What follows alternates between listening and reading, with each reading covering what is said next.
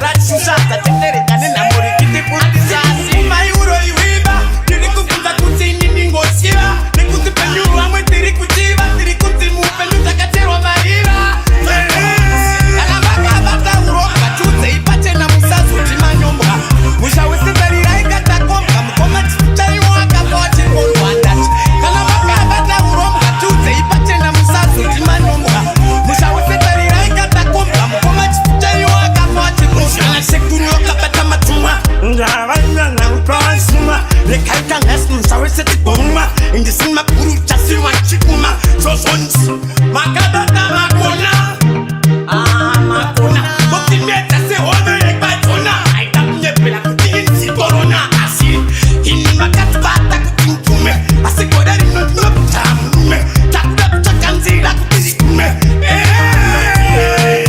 kana makabata uromba chudze ipachena musazuti manyombwa musha wesetarira ikatakomba mukoma chipichayo akava achikondwa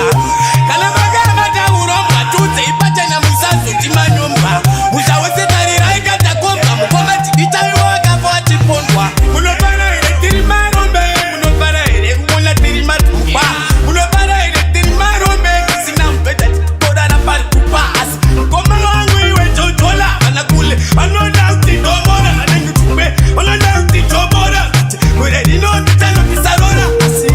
ndangoti ndibvunze vakuru vakati sanzi usarizunze asi ndangoti regaikanje vakunje vagere vari kupasi kumakunje.